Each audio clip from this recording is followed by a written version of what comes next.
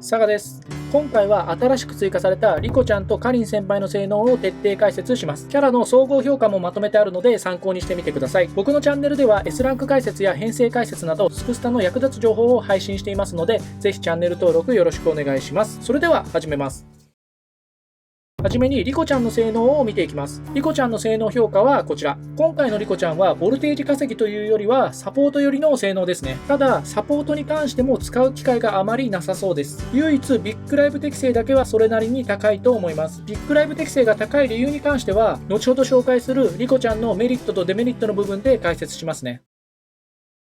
それではリコちゃんのステータスを確認しましょう。現在実装されている UR88 人と比較すると、アピールは43位、スタミナは33位、テクニックは25位です。そのうち SP タイプ22人だけで比較すると、アピールは13位、スタミナは7位、テクニックは10位になってます。どのステータスも平均的で突出したものがありません。一番高いテクニックも全体で25位なので、そこまで高くないんですよ。つまり、純粋にステータスで勝負するキャラではないってことですね。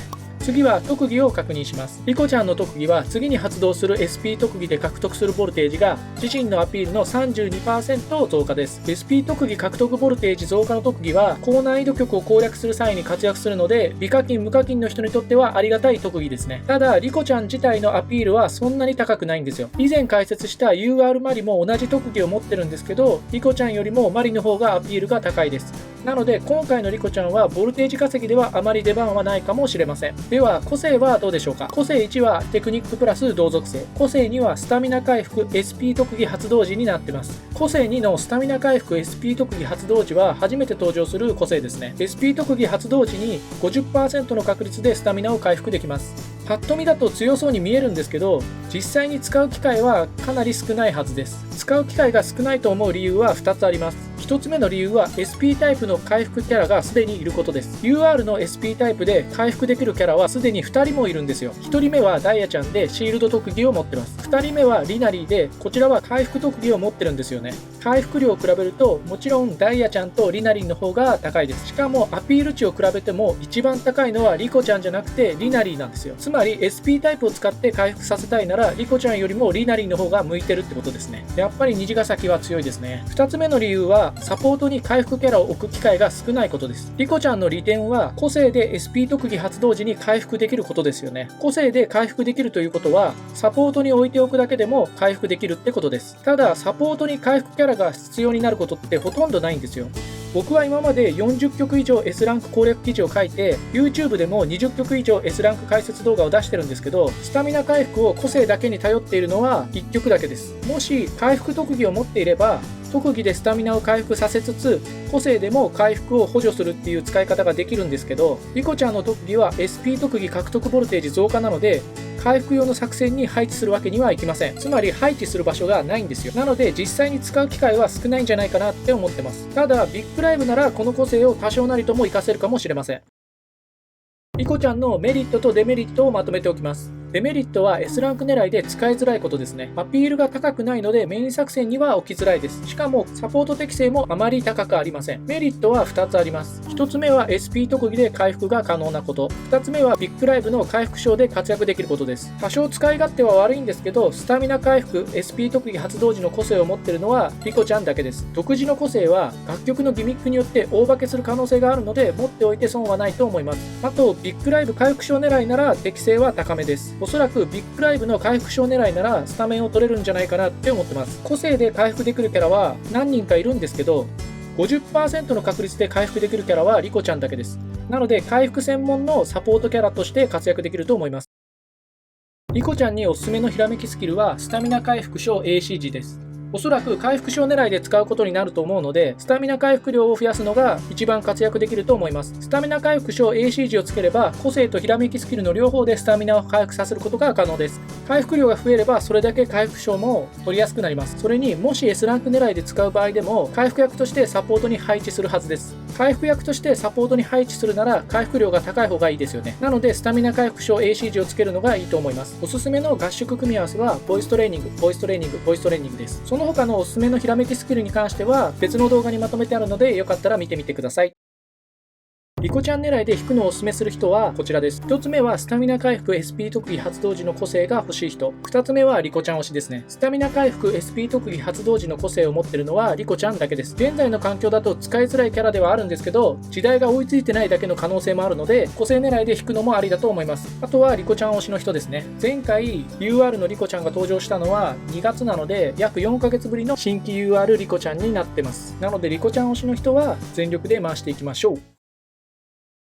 ここからはカリン先輩の性能を見ていきます。カリン先輩の性能評価はこちら。ボルテージ稼ぎの適性が高めでメイン作戦で活躍できそうです。サポートとしてはやや使いづらいんですけど、性能的には悪いわけではないので、編成次第では活躍できるかもしれません。ビッグライブも条件さえ揃えば活躍できると思います。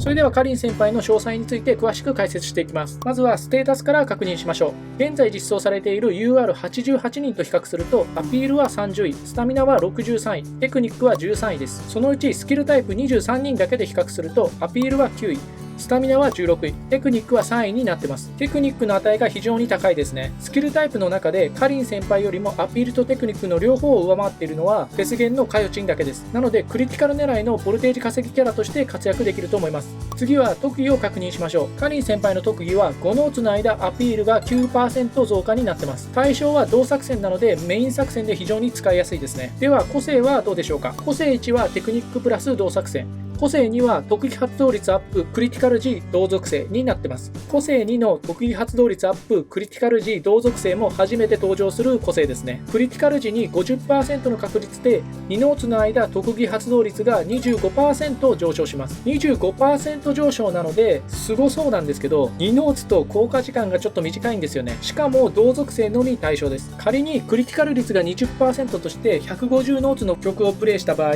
個性が発動するのは約5回です。決して弱いわけではないんですけど、そこまで強いってわけでもないですね。うまく調整したなって印象です。属性一致編成で組めるならビッグライブの特技賞狙いでも使えると思います。カリン先輩のメリットとデメリットをまとめておきます。デメリットは個性が使いづらいことです。個性1はテクニックプラスなのであまり活躍する機会がありません。個性2も特技発動率上昇なのでビッグライブで使えそうなんですけど、対象が同属性のみなので使いづらいんですよね。メリットは2つあります。1つ目はアピールとテクニックが高いこと。2つ目は特技がアピール増加なことです。テクニックが非常に高く、しかもアピールも高めなのでボルテージ稼ぎに向いてます。しかも特技もアピール増加なのでメイン作戦で非常に使いやすいと思います。カリン先輩におすすめのひらめきスキルはアピールプラス中同作戦です。アピールとテクニックの両方が高く、特技もアピール増加なのでメイン作戦で活躍できます。サポートに置くことはほとんどないと思うので、アピールプラス中仲間ではなくアピールプラス中同作戦の方が向いてると思います。おすすめの合宿組み合わせは瞑想、ランニングです。アピールプラス中を仲間も同時に狙えるので効率がいいと思います。カリン先輩狙いで引くのをおすすめする人はこちらです。